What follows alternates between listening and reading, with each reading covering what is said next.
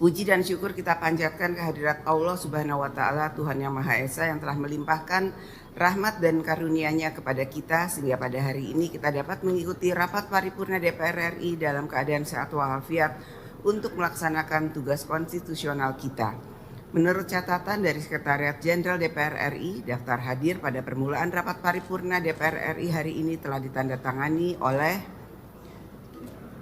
342 orang anggota. 242 orang anggota hadir, izin 100 orang dari 579 orang anggota, dihadiri oleh anggota dari seluruh fraksi yang ada di DPR RI. Dengan demikian quorum telah tercapai dan dengan mengucap Bismillahirrohmanirrohim, perkenankan kami selaku pimpinan Dewan membuka rapat paripurna DPR RI yang ke-8 masa persidangan 2 tahun sidang 2025-2026 hari Selasa tanggal 18 November 2025 dan kami nyatakan dibuka dan terbuka untuk umum. Hadirin yang kami hormati, marilah kita berdiri dan menyanyikan lagu kebangsaan Indonesia Raya.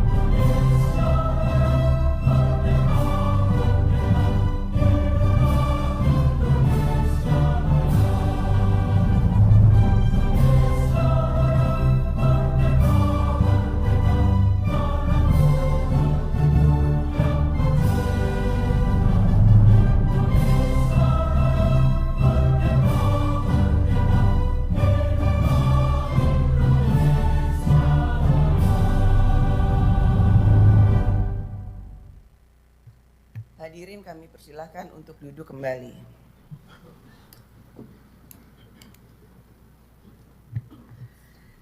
Sidang Dewan yang kami hormati, sesuai dengan hasil keputusan rapat konsultasi pengganti rapat BAMUS DPR RI antara pimpinan DPR dan pimpinan fraksi-fraksi tanggal 12 November 2025. Agenda rapat paripurna telah ditetapkan, namun terdapat usulan pergeseran agenda kedua menjadi agenda pertama, sehingga susunan menjadi sebagai berikut. 1. Pembicaraan tingkat 2 pengambilan keputusan terhadap rancangan undang-undang tentang Kitab Undang-Undang Hukum Acara Pidana. 2. Penyampaian ikhtisar hasil pemeriksaan semester 1 tahun 2025 beserta laporan hasil pemeriksaan semester 1 tahun 2025 oleh BPK RI. 3. Pendapat fraksi-fraksi terhadap rancangan undang-undang tentang perubahan keempat atas Undang-Undang Nomor 25 Tahun 1992 tentang perkoperasian, usul inisiatif Badan Legislasi DPR RI dilanjutkan dengan pengambilan keputusan menjadi RU usul DPR RI. 4. Laporan Komisi 11 DPR RI atas hasil uji kelayakan fit and proper test terhadap kantor akuntan publik pemeriksa laporan keuangan BPK RI tahun 2025 dilanjutkan dengan pengambilan keputusan. 5. Penyesuaian mitra kerja komisi dilanjutkan dengan pengambilan keputusan. Sekarang kami akan bertanya kepada sidang Dewan yang terhormat, apakah acara tersebut dapat disetujui? Setuju. Terima kasih. Sidang Dewan yang kami hormati, perlu kami beritahukan bahwa pimpinan Dewan telah menerima surat-surat dari Presiden Republik Indonesia yaitu sebagai berikut. 1. Nomor R64 tanggal 6 Oktober 2025 hal calon anggota Dewan Energi Nasional dari pemangku kepentingan periode 2006-2030. 2. Nomor R65 tanggal 22 Oktober 2025 hal penyampaian nama-nama calon anggota Komisi Yudisial. 3. R67 tanggal 31 Oktober hal rancangan undang-undang tentang penyesuaian pidana. Selain surat-surat dari Presiden, pimpinan DPR juga telah menerima surat-surat dari 1. Surat Ketua Badan Pemeriksa Keuangan RI nomor 132 hal penyampaian ikhtisar hasil pemeriksaan semester 1 tahun 2025. 2. Surat Ketua Badan Pemeriksa Keuangan RI nomor 137 hal usulan 3 nama kantor akuntan publik untuk melakukan pemeriksaan atas laporan keuangan BPK tahun 2025. 3. Surat Menteri Pekerjaan Umum Republik Indonesia hal usulan calon pengurus lembaga pengembangan jasa konstruksi. 4. Surat Komisi Penyiaran Indonesia hal pemberitahuan masa jabatan anggota KPI Pusat. Surat-surat tersebut telah dan akan ditindaklanjuti sesuai dengan peraturan DPR RI nomor 1 tahun 2020 tentang tata tertib dan mekanisme yang berlaku. Yang terhormat para anggota Dewan hadirin yang kami muliakan, perlu kami beritahukan pula bahwa rapat konsultasi pengganti rapat Bamus DPR RI antara pimpinan DPR dan pimpinan fraksi-fraksi tanggal 12 November 2025 telah membahas putusan Mahkamah Konstitusi nomor 169 PUU garis miring 22/2024 perihal perimbangan dan pemerataan keterwakilan anggota DPR perempuan di AKD maupun pimpinan AKD dan memutuskan bahwa DPR RI akan mematuhi dan menerima putusan Mahkamah Konstitusi tersebut dan menyerahkan kepada fraksi-fraksi untuk ditindaklanjuti. Yang terhormat para anggota Dewan hadirin yang kami muliakan, sebelum memasuki acara rapat paripurna hari ini, kepada Menteri Hukum RI dan jajaran Kementerian Sekretariat Negara RI, kami persilakan untuk memasuki ruang sidang. Kepada para anggota Dewan diminta agar tetap di tempatnya masing-masing untuk mengikuti acara selanjutnya. Dengan ini rapat kami skors.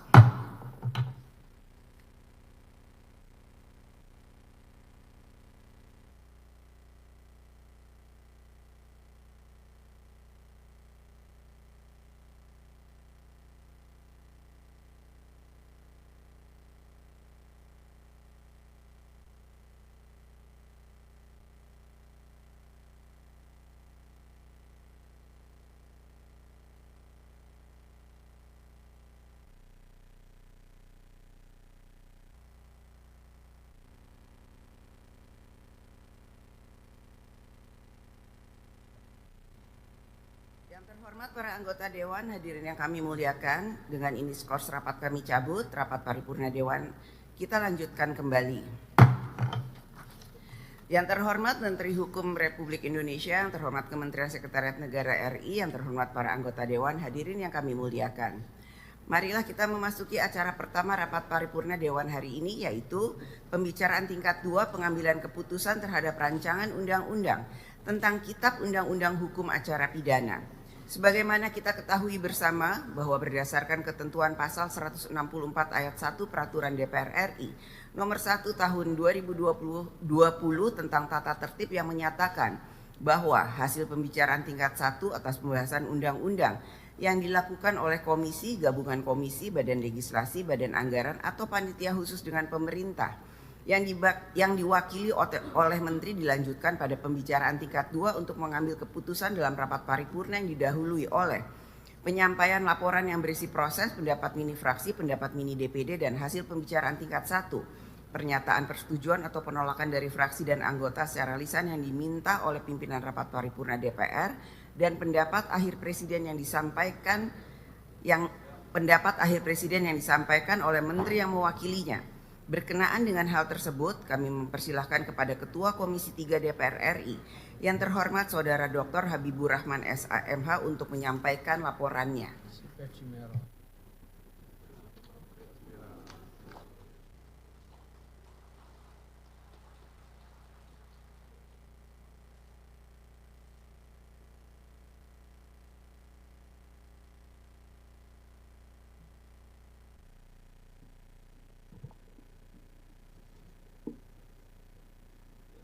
Bismillahirrahmanirrahim. Assalamualaikum warahmatullahi wabarakatuh.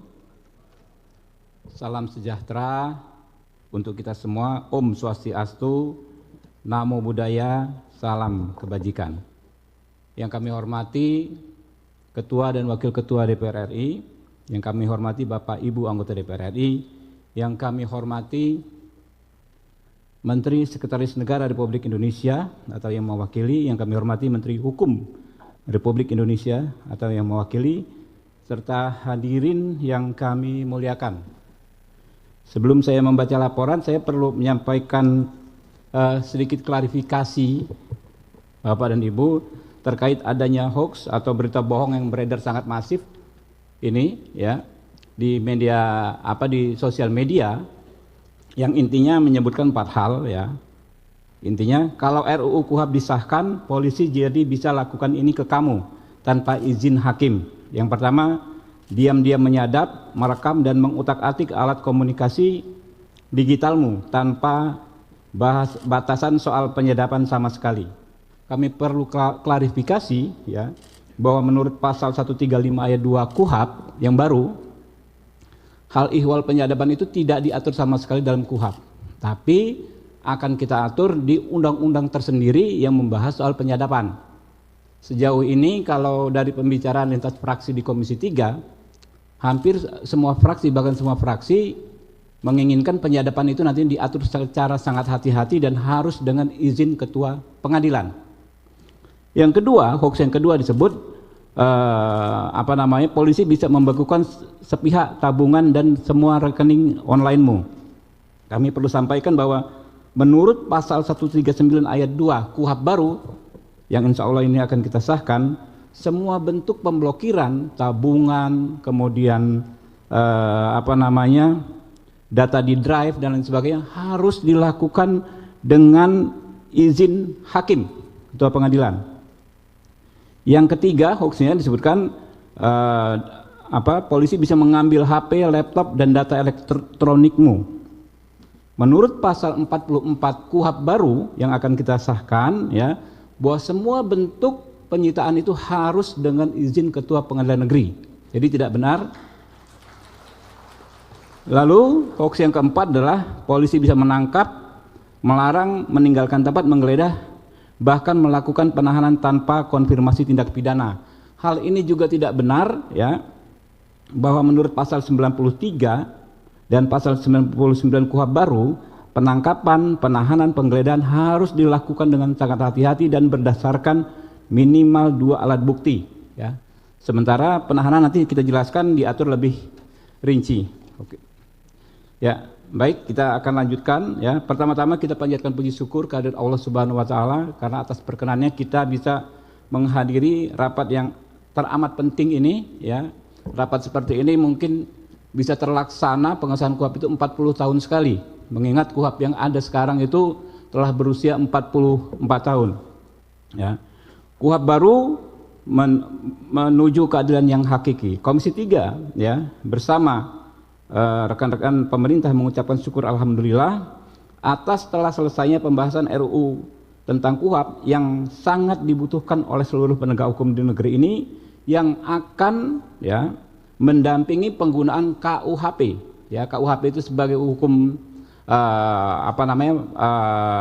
material harus dilengkapi dengan hukum operasionalnya yaitu KUHP, dan akan sama-sama berlaku 2 Januari 2026. Bapak-bapak, ibu-ibu ya, kami perlu sampaikan bahwa pembentukan RUU KUHP ini tidaklah terburu-buru sama sekali. Bahkan kalau hitungannya ya, saya hitung waktu kita membentuk KUHP ini lebih dari 1 tahun, dimulai dengan 6 November 2024. Saat itu kita menugaskan kepada Badan Keahlian Dewan untuk menyusun naskah akademik dan RUU. Baru 18 Februari 2025 RUU KUHP disahkan menjadi RUU usul dari DPR RI.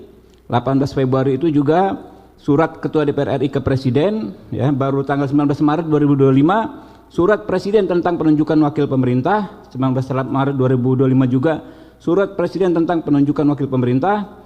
8 Juli 2025 ya pembentukan Panja KUHP. Kemudian Januari sampai November 2025 itu penyerapan aspirasi masyarakat ya secara luas ya sampai 140 orang. Kemudian 13 November pembahasan tingkat pertama RUU KUHP. Hadirin yang kami muliakan ya, KUHP ini dalam penyusunan KUHP ini kami semaksimal mungkin berikhtiar untuk memenuhi apa yang disebut meaningful participation atau partisipasi yang bermakna. Sejak ya Februari 2025 Komisi 3 DPR RI telah mengunggah ya naskah RUU tentang KUHP ke laman DPR Go.id dan melakukan pembahasan DIM secara terbuka. Kemudian telah dilakukan RDBU dengan setidaknya 130 pihak dari berbagai elemen masyarakat, akademisi, advokat, serta elemen penegak hukum. Lalu kita juga sudah melakukan kunjungan kerja ke Jawa Barat, Yogyakarta, Kepulauan Riau, Sumatera Utara, Sumatera Selatan, Sulawesi Utara, Bangka Belitung, Jawa Timur, Gorontalo, Sumatera Utara, Banten, Sulawesi Tenggara, Aceh, Nusa Tenggara Barat untuk menyerap aspirasi masyarakat. Kami juga sudah menerima masukan tertulis dari ratusan kelompok masyarakat dalam kurun waktu 4 bulan terhitung sejak 8 Juli 2025. Bapak Ibu, kemudian seluruh fraksi dan anggota Komisi 3 DPR RI secara bulat menyetujui RUU KUHP dilanjutkan ke pembicaraan tingkat 2 pada rapat paripurna. Bapak Ibu, ya, ada sedikit perbandingan antara KUHP lama dan KUHP baru. KUHP lama ya, KUHP itu pada intinya adalah undang-undang yang mengatur interaksi antara negara yang diwakili aparat penegak hukum dengan warga negara yang merupakan orang yang bermasalah dengan hukum. Ya. Di KUHP yang lama, negara itu terlalu powerful, aparat penegak hukum terlalu powerful. Ada di gambar yang sebelah kiri ya, yang merah itu. Kalau di KUHP yang baru, ya, warga negara diperkuat, diberdayakan, haknya diperkuat, ya, melalui juga penguatan profesi advokat sebagai orang yang mendampingi warga negara. Kemudian di KUHP yang baru ini kita sudah melakukan akomodasi maksimal terhadap kelompok rentan. Ya. Dalam RUU ini kita mencantumkan pengaturan spesifik untuk kelompok rentan, penyandang disabilitas. Pasal 145 ayat 1 menjamin hak atas pelayanan dan sarana prasarana berdasarkan ragam penyandang disabilitas. Pasal 228 ayat 1 mengatur pengangkatan pendamping disabilitas sebagai juru bahasa.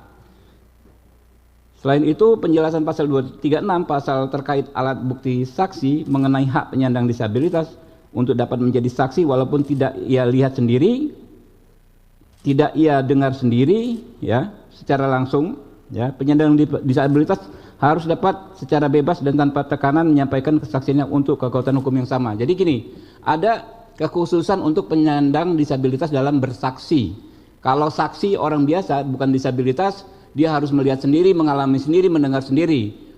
Khusus untuk disabilitas, klausul tersebut tidak berlaku karena justru penyandang disabilitas memiliki kemampuan untuk mengenali seseorang atau melihat situasi tanpa panca indera yang ada pada orang yang tidak disabilitas.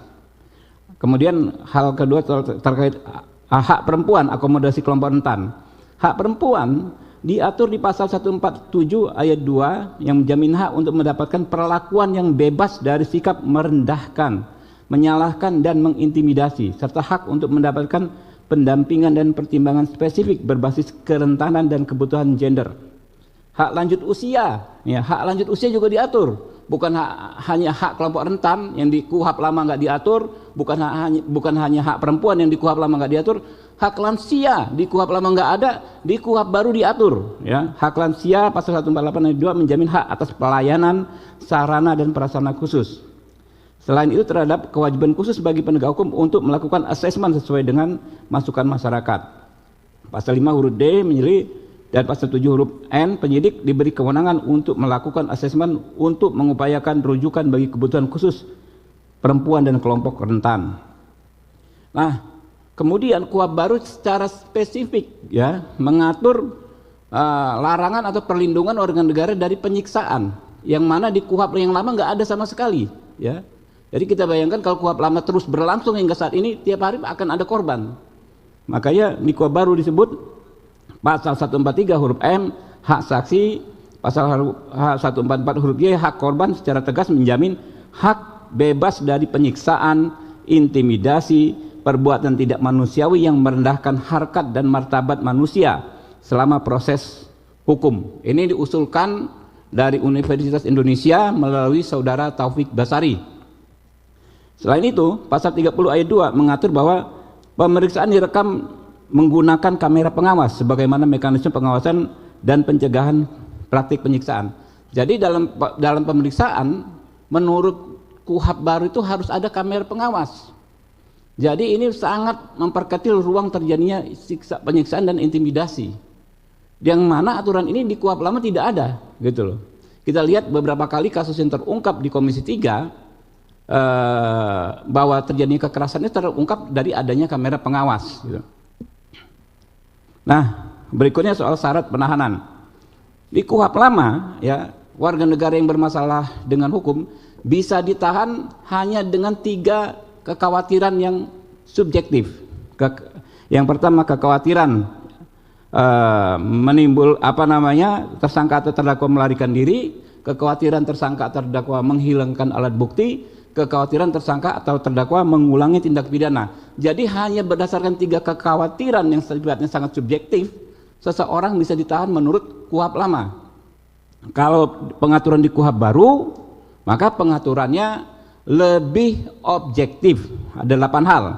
Ya, penahanan dilakukan jika satu, terdakwa atau tersangka mengabaikan panggilan penyidik sebanyak 2 kali berturut-turut tanpa alasan yang sah. Ini kan objektif. Kedua, memberikan informasi yang tidak sesuai fakta pada saat pemeriksaan. 3, menghambat proses pemeriksaan. 4, berupaya melarikan diri. 5, berupaya merusak dan menghilangkan barang bukti. 6, melakukan ulang tindak pidana. 7, terancam keselamatannya atas persetujuan atau permintaan terdakwa sendiri. 8, mempengaruhi saksi untuk mengatakan kejadian yang tidak sebenarnya. Jadi di KUHP lama itu penahanan itu sangat subjektif, bisa seleranya penyidik saja, suka-sukanya. Di KUHP yang baru tidak, gitu loh. Itu perbandingannya. Syarat penahanan. Nah, kemudian bantuan hukum, ya. Secara spesifik di KUHP lama nggak ada soal bantuan hukum. Di KUHP baru diatur secara spesifik dan tegas. Pasal 142 huruf G menjamin hak tersangka terdakwa untuk mendapat jasa hukum atau bantuan hukum. Pasal 142 menjamin hak untuk memilih atau mendapatkan pendampingan advokat. Yang lalu jaminan hak tersangka, ya. Di KUHP lama, ya, hak tersangka sangat terbatas, hak untuk segera diperiksa, diberitahu sangkaan, didampingi penasihat hukum terbatas. Di KUHP baru, hak tersangka, hak untuk menolak memberikan keterangan, hak berkomunikasi yang lebih luas, hak salinan BAP, hak mengajukan keadilan restoratif, serta perlindungan khusus bagi kelompok rentan, penyandang disabilitas dan perempuan. Selain itu RUU KUHP atau KUHP yang baru secara tegas menegaskan larangan penyiksaan, lalu memperlihatkan peningkatan standar fairness. Nah, ini yang penting. Berikutnya peran advokat. Ya, di KUHP yang lama, ya, seseorang warga negara yang berurusan dengan hukum baru bisa didampingi advokat ketika statusnya sudah menjadi tersangka. Jadi kalau dipanggil, ada seseorang dipanggil baru sebagai saksi, itu nggak wajib didampingi oleh advokat. Nah, di KUHP yang baru, seseorang sejak awal bisa didampingi oleh advokat, bahkan ketika belum berstatus sebagai saksi, baru pemberi keterangan pun sudah bisa didampingi oleh advokat. Nah, di KUHP lama juga aturannya seorang advokat itu hanya bisa duduk, mencatat dan mendengar, nggak bisa debat, nggak bisa berargumentasi. Sementara di KUHP baru, advokat bisa menyampaikan keberatan, dan keberatannya itu harus diakomodir dalam BAP. Jadi kita bisa membayangkan nanti advokat kita seperti advokat di film-film Amerika, bisa debat dengan penyidik membela kepentingan kliennya. Ya, tepuk tangan dong. Ya, teman-teman. Kemudian penguatan pra-peradilan. Nah, ini penting nih, teman-teman. Di KUHP lama itu pra-peradilannya itu sangat terbatas, ya, mengenai hak sah tidaknya penangkapan dan lain sebagainya. KUHP yang baru ini sangat-sangat progresif yang bisa dilakukan pra-peradilan. Yang pertama, sah atau tidaknya upaya paksa, kemudian sah atau tidaknya penghentian penyidikan, sah atau tidaknya permintaan ganti rugi, sah atau tidaknya penyitaan benda atau barang yang tidak ada kaitannya dengan tindak pidana. Kemudian penuntutan terhadap penanganan perkara tanpa alasan yang sah. Nah, yang ini yang saya sebutkan terakhir itu dikenal dalam bahasa Inggrisnya itu undue delay. Jadi kalau kita melaporkan perkara ke aparat penegak hukum, kadang-kadang bertahun-tahun nggak diproses, kita nggak bisa ngapa-ngapain.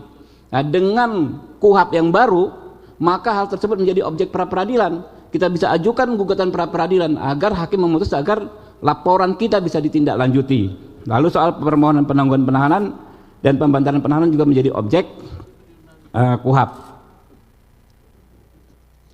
Ya, kemudian yang terbaru adalah yang paling penting menurut saya adalah soal keadilan restoratif. Ya, keadilan restoratif ini adalah intinya penyelesaian masalah antara pelaku dengan korban untuk mengembalikan kerugian korban tanpa melanjutkan ke proses hukum. Banyak sekali perkelahian remaja, misalnya orang yang sudah damai tapi proses hukumnya sering lanjut, ya kan ya. Pertengkaran tetangga antar tetangga, orang yang sudah damai tapi proses hukum berlanjut. Ujaran, ya yang sekarang disebut ujaran kebencian, orang merasa dicemarkan nama baiknya, tidak dimusyawarahkan tapi prosesnya bisa berlanjut. Dengan KUHP yang baru itu ada yang namanya mekanisme restoratif justice, bisa bertemu, dipertemukan pelaku dengan korban, dicari titik temunya sehingga nggak perlu lanjut ke proses hukum. Ini nilai-nilai luhur yang sejak zaman dulu sebetulnya juga sudah ada, tapi baru kita atur secara tegas dalam KUHP ini. Ya.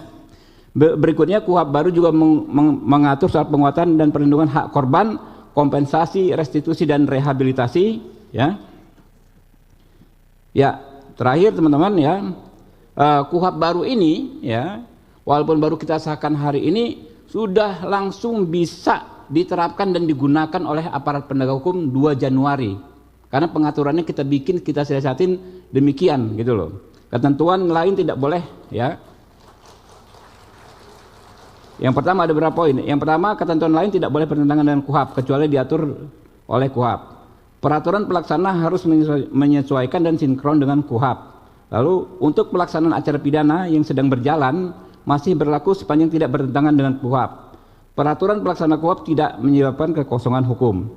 Peraturan pelaksana KUHP harus ditetapkan paling lama 1 tahun setelah KUHP diundangkan. Ya teman-teman, terakhir kami ingin sampaikan bahwa hingga hari ini pun masih ada saudara-saudara kita ya yang apakah karena tidak mendapat informasi yang pas, apakah memang atau karena memang mempunyai sikap politik yang konsisten menolak pengesahan KUHP ya, tapi juga banyak masyarakat ya yang mendesak kita untuk segera mengesahkan KUHP.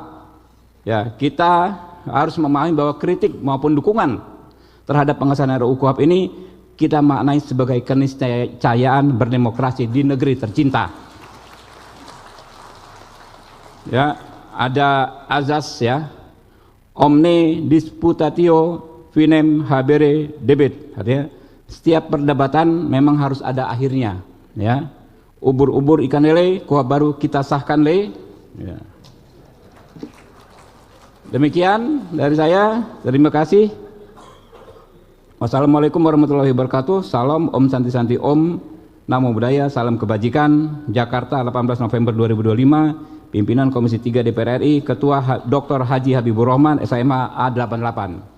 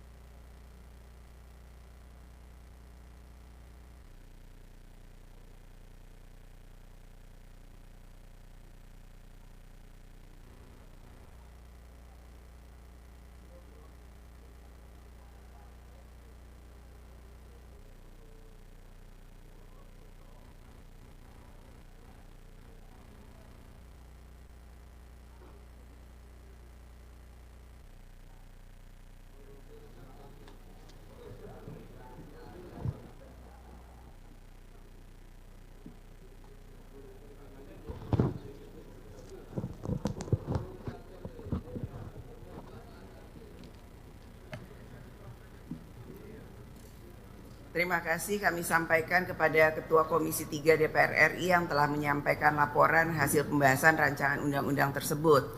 Tibalah saatnya kami minta persetujuan fraksi-fraksi terhadap rancangan undang-undang tentang Kitab Undang-Undang Hukum Acara Pidana.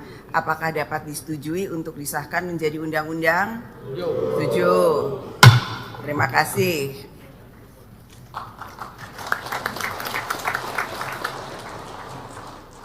Tadi penjelasan dari Ketua Komisi 3 saya rasa cukup bisa dipahami dan dimengerti sekali.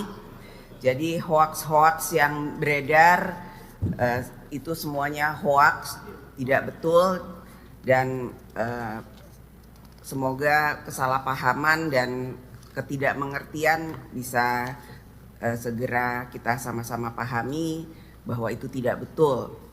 Sidang Dewan yang terhormat, berikutnya kami akan menanyakan sekali lagi kepada seluruh anggota, apakah rancangan undang-undang tentang Kitab Undang-Undang Hukum Acara Pidana dapat disetujui untuk disahkan menjadi undang-undang? Setuju. Terima kasih.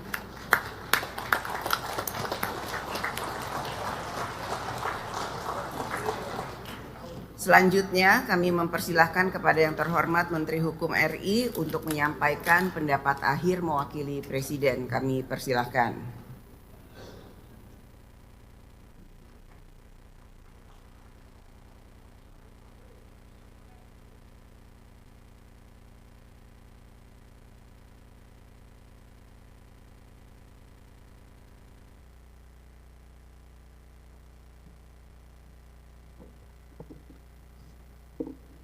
Bismillahirrahmanirrahim. Assalamualaikum warahmatullahi wabarakatuh.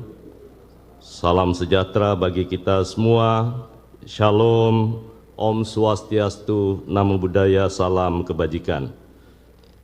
Yang terhormat pimpinan dan anggota Dewan Perwakilan Rakyat Republik Indonesia, yang kami hormati perwakilan pemerintah berdasarkan surat Presiden, ada Menteri Sekretaris Negara yang diwakili oleh Mensesnek, dan juga tim pemerintah lengkap hadir pada hari ini, yakni yang dikenal dengan tim 12 dipimpin oleh Pak Wamenkum dari Kejaksaan Agung, hadir Jam Intel dan Jam Datun, dari Polri hadir Pak Astamarena, kemudian Kadifkum, dan juga dari Dirjen PP. Pertama-tama marilah kita panjatkan puji syukur kehadirat Allah Subhanahu wa Ta'ala, Tuhan yang Maha Kuasa, karena atas kuasa dan rahmat serta karunia-Nya pada hari ini kita dapat hadir dalam rapat paripurna untuk pengesahan rancangan undang-undang tentang Kitab Undang-Undang Hukum Acara Pidana.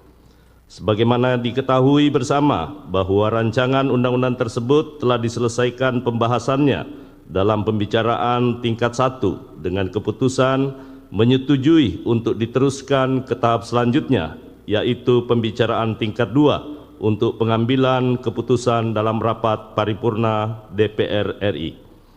Dalam kesempatan yang berbahagia ini, perkenankan kami mewakili Presiden untuk menyampaikan pendapat akhir Presiden atas rancangan undang-undang tentang Kitab Undang-Undang Hukum Acara Pidana atau yang dikenal juga dengan sebutan Rancangan Undang-Undang KUHP.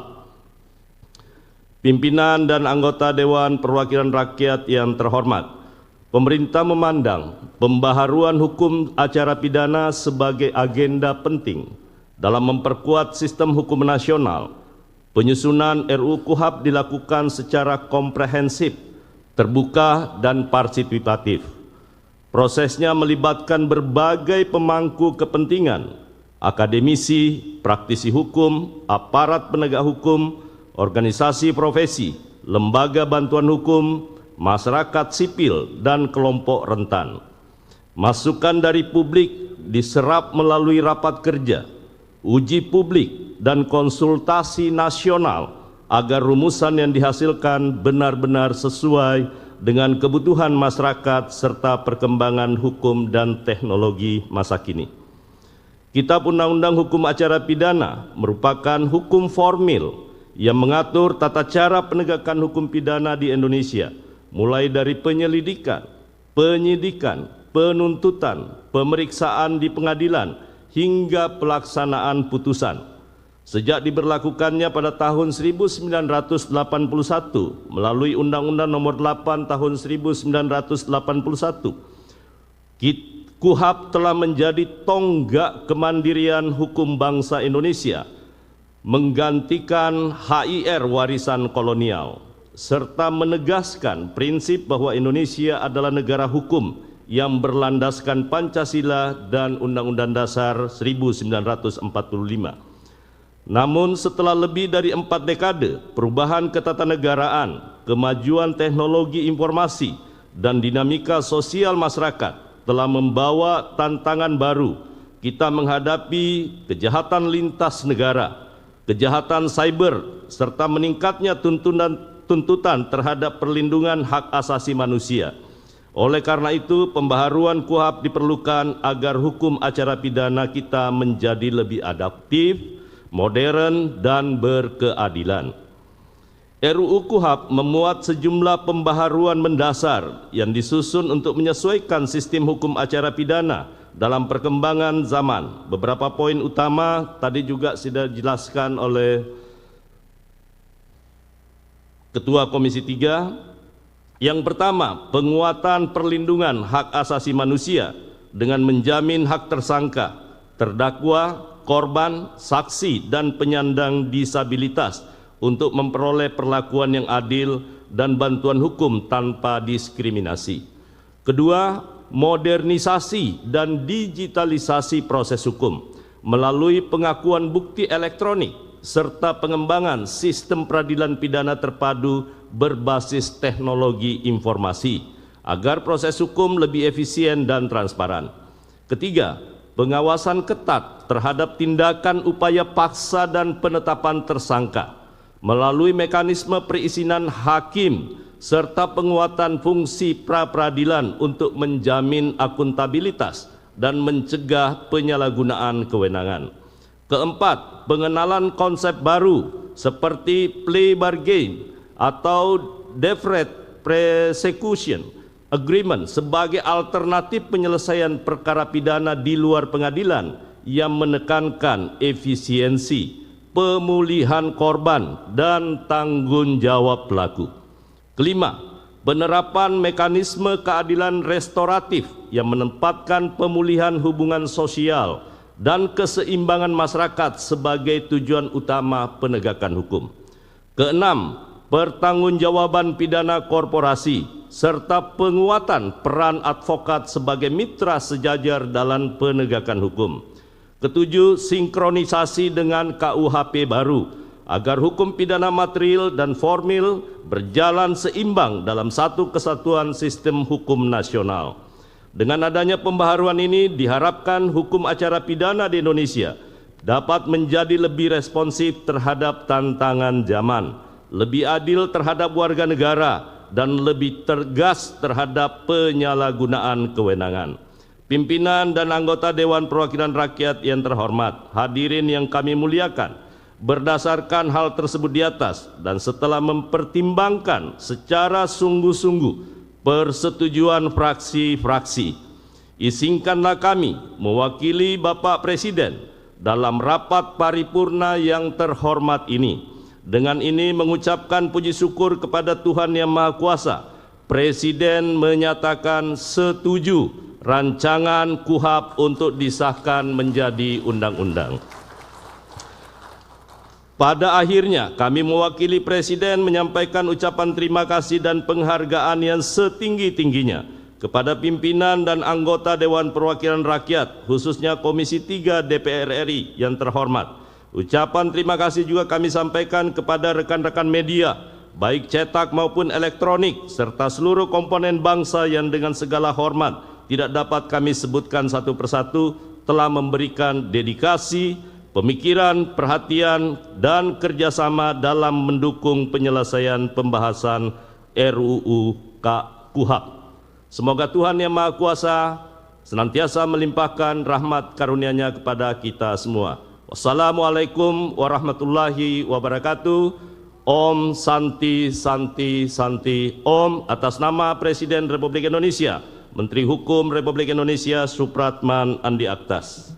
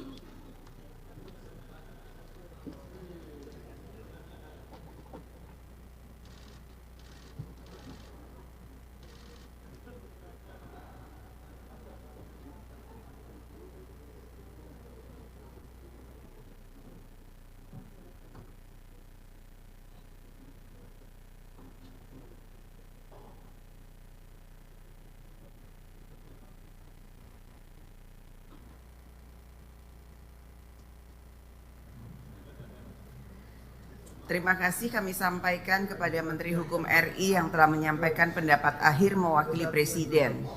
Selanjutnya, kami akan menanyakan kembali kepada seluruh peserta sidang yang terhormat, apakah rancangan undang-undang tentang Kitab Undang-Undang Hukum Acara Pidana dapat disetujui untuk disahkan menjadi undang-undang?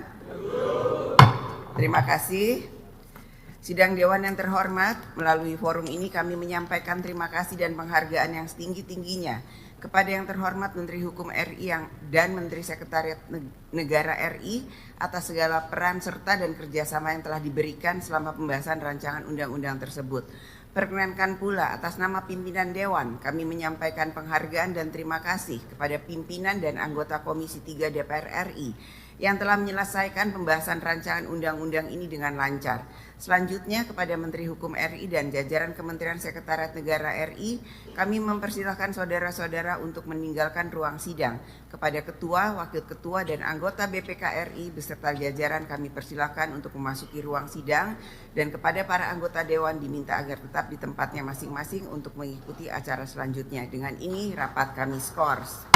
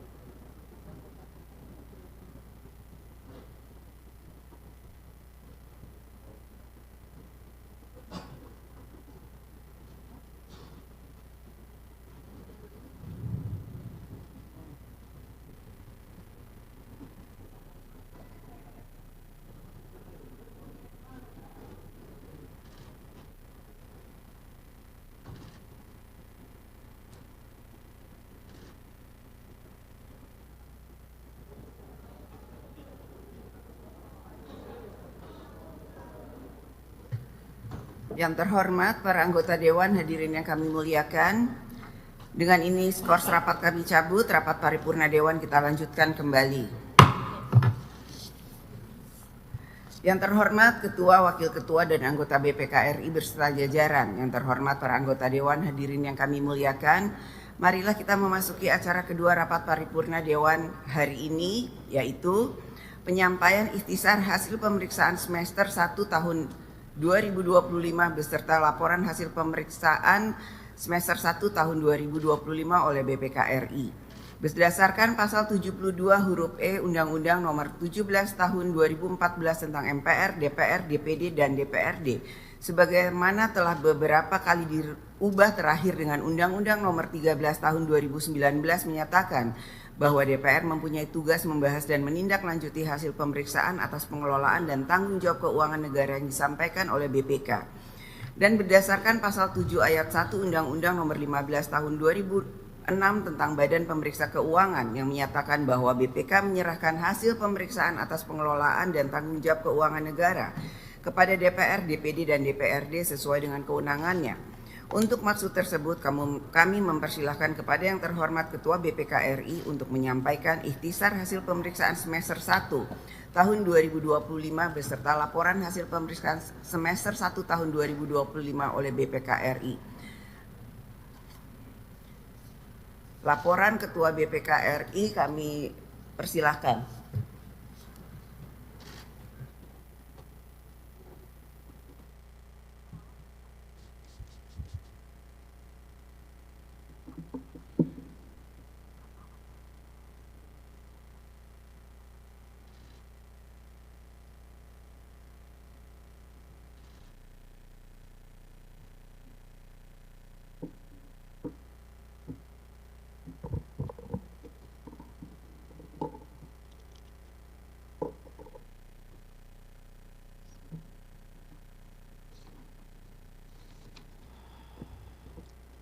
Bismillahirrahmanirrahim.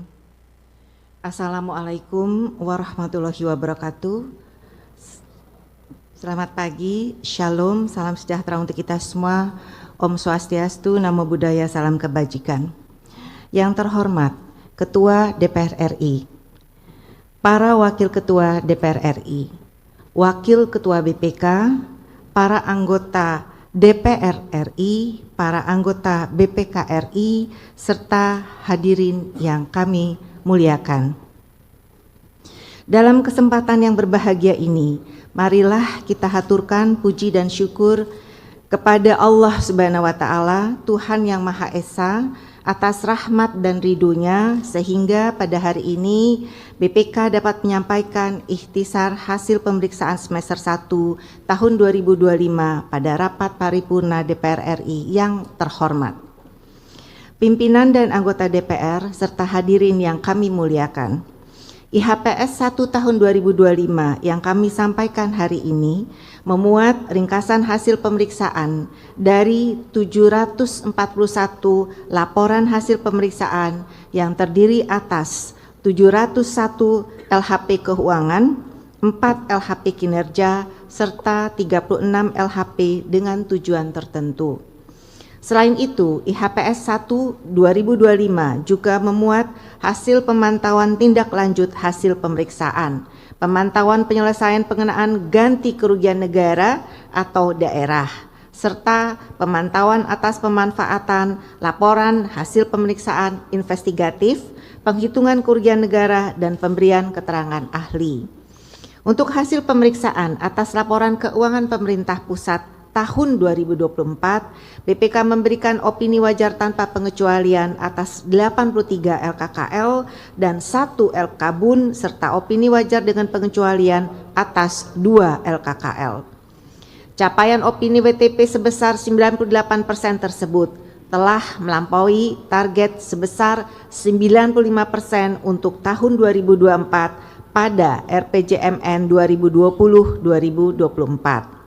Sementara itu, hasil pemeriksaan BPK atas 545 laporan keuangan pemerintah daerah sebanyak 491 Pemda memperoleh opini WTP, 53 Pemda memperoleh opini UWDP, dan 1 Pemda mendapatkan opini tidak menyatakan pendapat. Capaian opini WTP oleh pemerintah kabupaten dan pemerintah kota yakni 89,6% dan 96% untuk tahun 2024 telah melampaui target yang ditetapkan dalam RPJMN 2020-2024 masing-masing sebesar 85% dan 95%. Sedangkan capaian opini WTP oleh pemerintah provinsi sebesar 82%, belum mencapai target 95% dan saat ini menyisakan 7 provinsi dengan opini WDP. Selain LK pemerintah pusat dan pemerintah daerah, BPK juga telah memeriksa 4 laporan keuangan badan lainnya, yakni LK Tahunan Bank Indonesia, LK Otoritas Jasa Keuangan, LK Lembaga Penjamin Simpanan, dan LK Badan Pengelola Keuangan Haji tahun 2024 dengan opini wajar tanpa pengecualian. Pimpinan dan para anggota DPR serta hadirin yang kami muliakan, IHPS juga mengungkapkan peran sentral BPK dalam mendukung upaya penyelamatan keuangan negara sebesar 69,21 triliun melalui pengungkapan permasalahan kerugian, potensi kerugian, dan kekurangan penerimaan senilai 25,86 triliun, di mana 1,04 triliun diantaranya telah berhasil dikembalikan ke kas negara atau daerah atau perusahaan saat pemeriksaan berlangsung, serta pengungkapan permasalahan ketidakhematan, ketidakefisienan, dan ketidakefektifan terutama pada BUMN dan badan lainnya dengan nilai sebesar 43,35 triliun. Selain itu, BPK turut berperan dalam memperbaiki tata kelola keuangan negara, diantaranya melalui komitmen untuk mendukung pemberantasan korupsi, diantaranya melalui penghitungan kerugian negara dengan nilai kerugian negara sebesar 71,57 triliun. Yang kedua, penyelesaian permasalahan signifikan terkait isu lintas kementerian atau lembaga atau BUMN atau cross cutting melalui rekomendasi antara lain terkait perbaikan penyusunan laporan kinerja pemerintah pusat dengan mengevaluasi dan menyempurnakan kerangka regulasi pelaporan kinerja pemerintah. Yang kedua, penguatan pengendalian atas pemanfaatan sisa dana transfer ke daerah dengan mengembangkan aplikasi Sistem Informasi Keuangan Daerah atau SIKD yang terintegrasi dengan Sistem Informasi Pemerintahan Daerah atau SIPD dalam rangka proses pertanggungjawaban laporan keuangan pemerintah pusat dan daerah. Yang ketiga, perbaikan kebijakan formula perhitungan kompensasi listrik dan pemberlakuan penyesuaian tarif pada minimal 7 golongan tarif yang dapat mengurangi beban APBN di tahun 2024 sebesar 23,73 triliun. Dengan meninjau kembali kebijakan kompensasi listrik sesuai dengan hasil kajian yang komprehensif terkait tarif keekonomian penggunaan biaya pokok penyediaan tenaga listrik dalam penetapan APBN, dan perbaikan penyaluran subsidi LPG tabung 3 kg dengan menetapkan kebijakan yang menjamin pengendalian dan ketepatan sasaran penyaluran melalui penggunaan basis data kependudukan yang dapat memenuhi kriteria penerima subsidi. Mengingat peran pengawasan DPR yang fundamental, kami mengharapkan dukungan penuh dari anggota Dewan yang terhormat guna mengakselerasi penyelesaian lintas sektoral ini sehingga rekomendasi BPK benar-benar mentransformasi akuntabilitas menjadi efektivitas nyata dalam setiap program pemerintah. Pimpinan dan anggota DPR yang terhormat, hasil pemantauan atas tindak lanjut rekomendasi hasil pemeriksaan dari tahun 2005 hingga 2024 pada IHPS 1 2025 menunjukkan sebanyak 81,7% rekomendasi telah selesai ditindaklanjuti, meningkat dari capaian pada IHPS kedua tahun 2024 sebesar 79,8%. Dari tindak lanjut rekomendasi tersebut diketahui telah dilakukan penyetoran uang dan atau penyerahan aset ke negara atau daerah atau perusahaan yang dilakukan entitas dari hasil pemeriksaan tahun 2005 hingga semester 1 2025 sebesar 156,29 triliun, diantaranya sebesar 35,32 triliun adalah hasil pemeriksaan periode RPJMN 2020 hingga 2024. Selain itu, IHPS 1 tahun 2025 juga memuat hasil pemantauan penyelesaian ganti kerugian negara atau daerah periode tahun 2005 hingga 2024 dengan status yang telah ditetapkan sebesar 5,7 triliun. Atas kerugian tersebut telah dilakukan pelunasan sebesar 2,09 triliun dalam proses angsuran sebesar 1,65 triliun dan penghapusan sebesar 41,33 miliar rupiah. Dengan demikian, masih terdapat sisa kerugian sebesar 1,92 triliun atau 33,7% dari total kasus kerugian yang telah ditetapkan.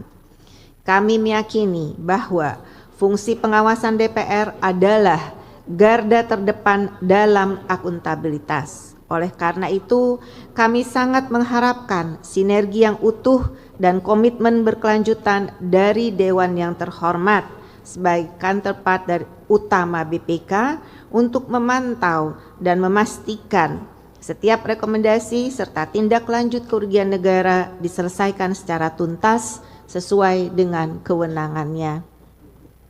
Pimpinan dan para anggota DPR yang kami muliakan, atas nama BPK kami sampaikan terima kasih yang mendalam kepada pimpinan dan seluruh anggota Dewan yang terhormat atas sinergi optimal yang telah mendukung pelaksanaan mandat BPK sebagai lembaga pemeriksa eksternal yang terpercaya demi mewujudkan tujuan negara.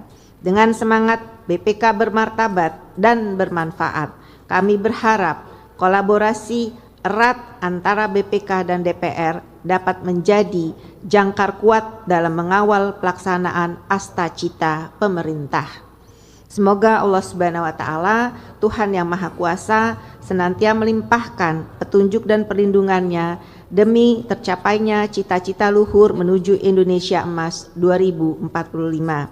Demikian, terima kasih. Wassalamualaikum warahmatullahi wabarakatuh. Om Santi, Santi, Santi Om. Persiapan acara penyampaian ikhtisar hasil pemeriksaan semester 1 tahun 2025 oleh BPK RI kepada Ketua BPK, Wakil Ketua BPK, dan para anggota BPK RI disilakan menempati tempat yang telah ditentukan.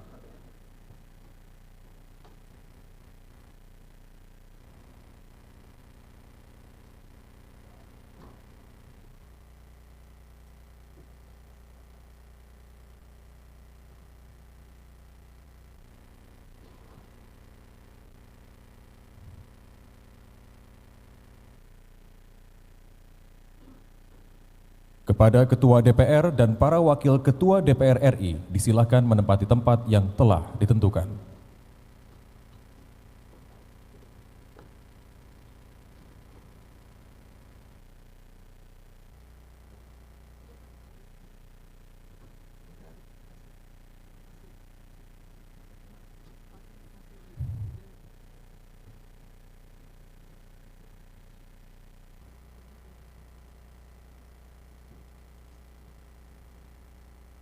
Penyampaian ikhtisar hasil pemeriksaan semester 1 tahun 2025 oleh BPK RI kepada DPR RI.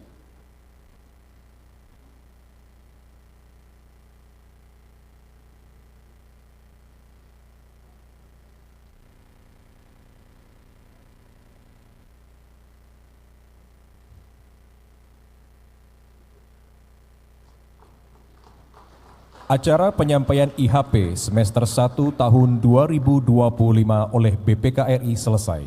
Dilanjutkan foto bersama.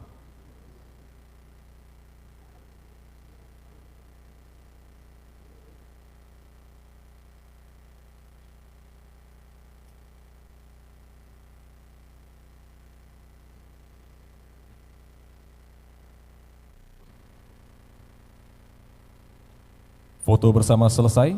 Kepada Ketua DPR, para Wakil Ketua DPR, Ketua BPK, Wakil Ketua BPK, dan para anggota BPK disilakan kembali ke tempat semula.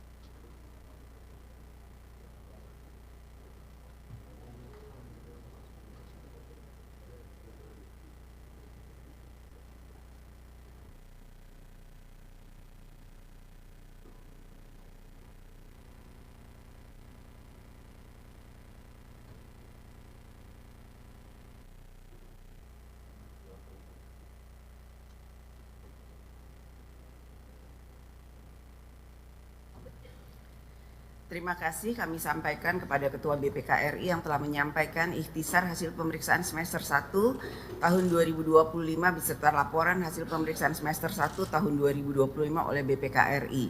Selanjutnya, sesuai dengan ketentuan pasal 72 huruf E Undang-Undang Nomor 17 Tahun 2014 tentang MPR, DPR, DPD, dan DPRD sebagaimana telah beberapa kali diubah terakhir dengan Undang-Undang Nomor 13 Tahun 2019 dan Pasal 59 Ayat 4 huruf B Peraturan DPR RI tentang tata tertib, maka hasil pemeriksaan BPK tersebut dapat menjadi bahan masukan bagi Dewan, khususnya komisi-komisi DPR RI untuk membahas dan menindaklanjutinya dalam rangka tugas pengawasan dan anggaran melalui rapat kerja dan rapat dengar pendapat dengan mitra kerjanya masing-masing. Hadirin yang terhormat dan para anggota Dewan yang kami muliakan, sebelum memasuki acara ketiga rapat paripurna hari ini, kepada Ketua, Wakil Ketua, dan anggota BPK RI beserta jajaran, kami mempersilahkan saudara-saudara untuk meninggalkan ruang sidang dan kepada para anggota Dewan agar tetap di tempatnya masing-masing untuk mengikuti acara selanjutnya. Dengan ini rapat kami skors.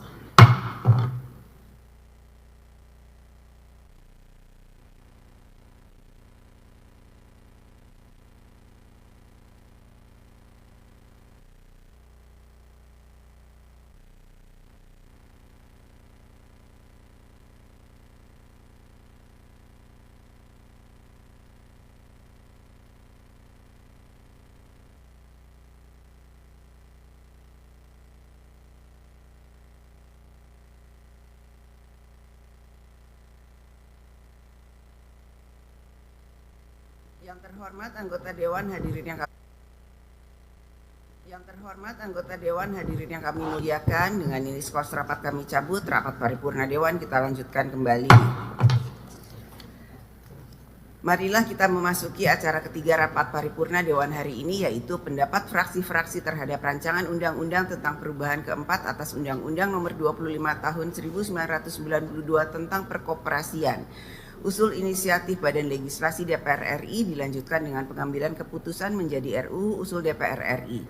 Untuk keperluan tersebut, Kesekjenan DPR RI telah menyampaikan daftar nama juru bicara masing-masing fraksi yang akan menyampaikan pendapat fraksinya dengan urutan secara bergiliran sebagai berikut. Daftar nama tolong disampaikan.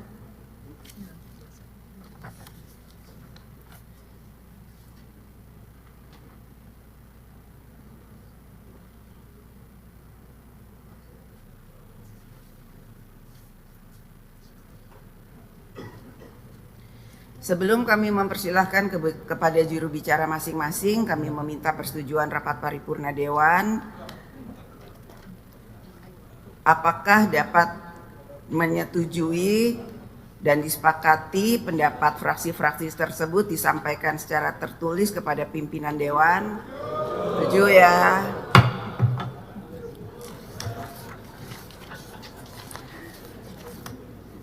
Untuk itu kami persilahkan kepada masing-masing juru bicara fraksi untuk maju ke depan menyampaikan pendapat fraksinya terhadap RUU yang dimaksud secara langsung kepada pimpinan. Dr. Edi Purwanto dari fraksi PDI Perjuangan, Haji Daniel Mutakin Syaifuddin dari fraksi Golkar, Melati SH dari fraksi Gerindra, Arif Rahman dari fraksi Nasdem, Haji Muhammad Hilman Mufidi dari fraksi PKB, Reni Astuti SSI MPSDM fraksi PKS, Dr. Insinyur Hajah Andi Yuliani Paris MSC fraksi PAN, Dr. Raja Faisal Manganju Sitorus fraksi Demokrat. Kami persilahkan untuk memberikan secara tertulis kepada pimpinan.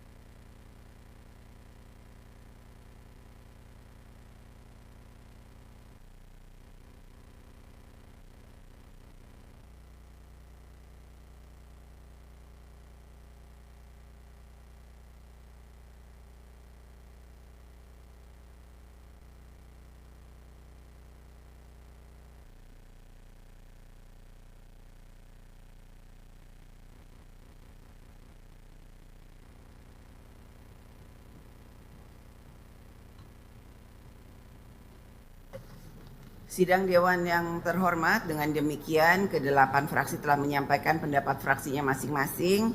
Kini tiba saatnya kami menanyakan kepada Sidang Dewan yang terhormat, apakah RUU Usul Inisiatif Badan Legislasi DPR RI tentang perubahan keempat atas Undang-Undang Nomor 25 Tahun 1992 tentang perkoperasian dapat disetujui menjadi RUU Usul DPR RI?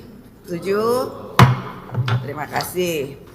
Yang terhormat para anggota Dewan, hadirin yang kami muliakan, marilah kita memasuki acara keempat rapat paripurna Dewan hari ini, yaitu laporan Komisi 11 DPR RI atas hasil uji kelayakan fit and proper test terhadap kantor akuntan publik pemeriksa laporan keuangan BPK RI tahun 2025 dilanjutkan dengan pengambilan keputusan.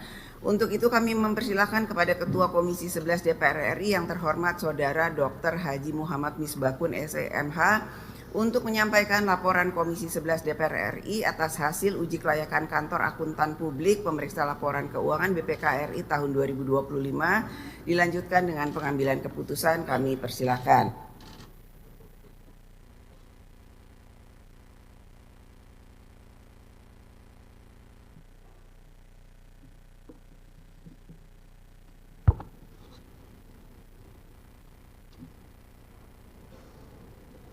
Laporan Komisi 11 DPR RI terhadap pembahasan kantor akuntan publik atau KAP, calon pemeriksa laporan keuangan tahunan BPK RI tahun 2025 pada masa sidang 2 tahun sidang 2025-2026 disampaikan pada rapat paripurna DPR RI. Assalamualaikum warahmatullahi wabarakatuh. Selamat pagi dan salam sejahtera bagi kita semua. Salam, Om Swastiastu, Namo Buddhaya, salam kebajikan. Yang terhormat pimpinan dan anggota DPR RI serta hadirin yang berbahagia. Pertama-tama marilah kita panjatkan puji syukur kehadirat Allah Subhanahu wa taala yang telah melimpahkan rahmat dan karunia-Nya kepada kita semua, sehingga pada hari ini kita dapat bertemu dan hadir dalam rapat paripurna DPR RI dalam keadaan sehat walafiat. Pimpinan DPR RI serta hadirin yang berbahagia. Berdasarkan ketentuan pasal 32 ayat 1 dan ayat 2 Undang-Undang Nomor 15 Tahun 2006 tentang Badan Pemeriksa Keuangan Republik Indonesia, dinyatakan bahwa pemeriksaan, pengelolaan, dan tanggung jawab keuangan tahunan BPK RI dilakukan oleh akuntan publik yang ditunjuk oleh DPR RI atas usul dari BPK RI dan Menteri Keuangan yang masing-masing mengusulkan 3 nama kantor akuntan publik. Perlu kami sampaikan bahwa surat-surat masuk terkait kantor akuntan publik calon pemeriksa laporan keuangan tahunan BPK RI tahun 2025 adalah sebagai berikut. 1. Surat dari Menteri Keuangan kepada pimpinan DPR RI nomor S dan DPR RI nomor S /575 MK.06/2025 tanggal 29 Agustus 2025 mengusulkan 3 nama KAP, yaitu 1. KAP Budiandru dan rekan, 2. KAP Sukardi Hasan dan rekan, 3. KAP Tanubrata Sutanto Fahmi Bambang dan rekan. 2. Surat dari Ketua BPK RI kepada Ketua DPR RI nomor 1-BB-KU-TT04/10/2025 tanggal 6 Oktober 2025 mengusulkan 3 nama kantor akuntan publik, yaitu 1. KAP Wisnu Karsono Suwito dan rekan, 2. KAP Sarif Wibawa dan rekan, 3. KAP Kuncara Budi Santoso dan rekan. Pimpinan dan anggota DPR RI serta hadirin yang kami hormati, berdasarkan rapat konsultasi pengganti Badan Musyawarah tanggal 22 September 2025 menyetujui pembahasan terhadap calon pemeriksa laporan keuangan tahunan BPK RI tahun 2025 diserahkan kepada Komisi 11 DPR RI. Selanjutnya, Komisi 11 DPR RI melaksanakan uji kelayakan atau biasa disebut dengan fit and proper test pada tanggal 10 November 2025 terhadap 6 nama kantor akuntan publik calon pemeriksa laporan keuangan tahunan BPK RI tahun 2025. Sidang Dewan yang terhormat, dapat kami sampaikan bahwa pengambilan keputusan kantor akuntan publik calon pemeriksa laporan keuangan tahun 2025 telah dilaksanakan pada hari Senin 10 November 2025. Komisi 11 DPR RI secara musyawarah untuk mufakat menyetujui kantor akuntan publik calon pemeriksa laporan keuangan tahunan BPK RI tahun 2025 adalah KAP Sarif Wibawa dan rekan.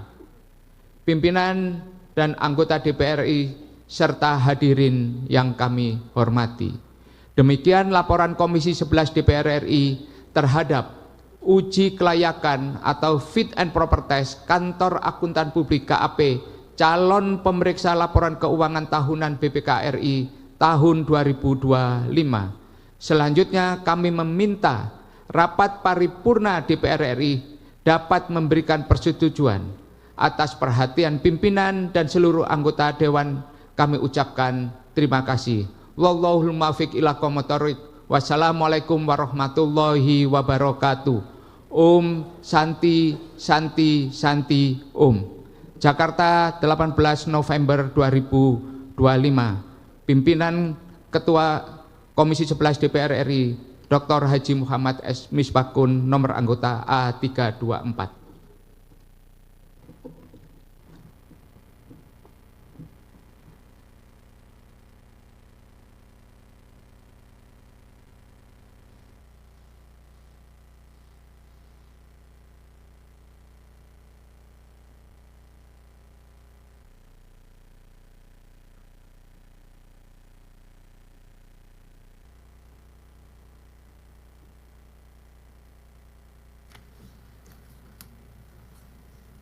Terima kasih kami ucapkan kepada Ketua Komisi 11 DPR RI yang telah menyampaikan laporannya.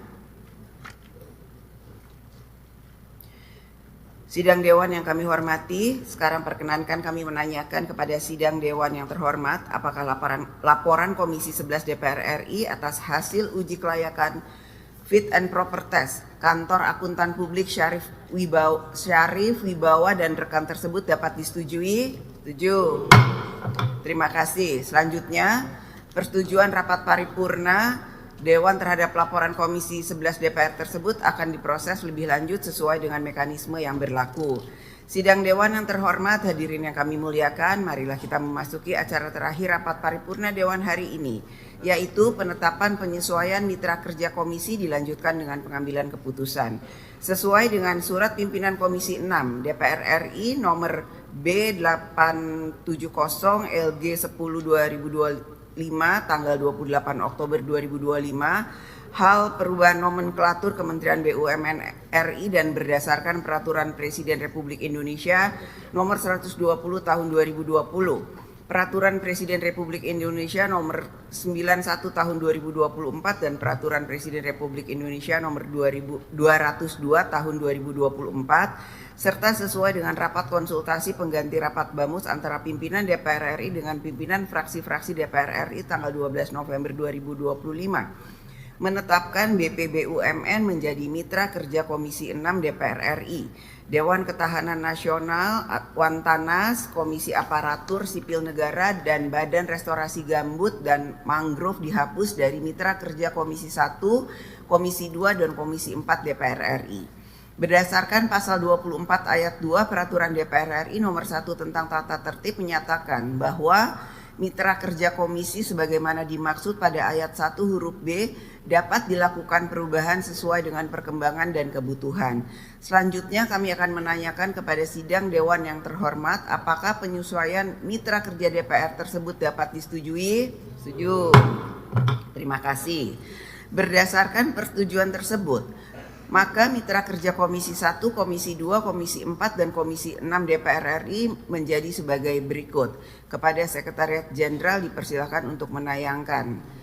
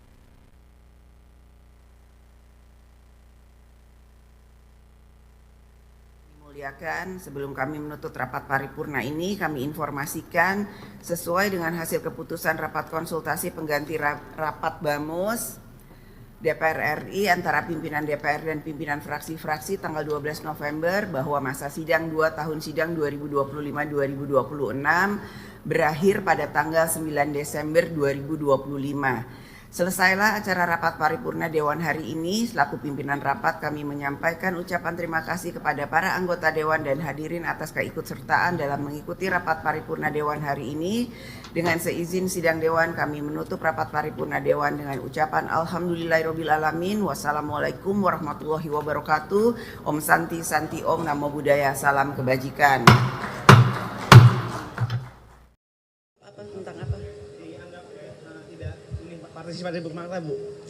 Dianggap tidak mencerminkan partisipasi bermakna dalam prosesnya. Oh, tadi seperti yang disampaikan dalam rapat paripurna oleh Ketua Komisi 3 bahwa proses ini sudah berjalan hampir 2 tahun, sudah melibatkan banyak sekali meaningful participation, sudah lebih dari kurang lebih 130 masukan. Kemudian sudah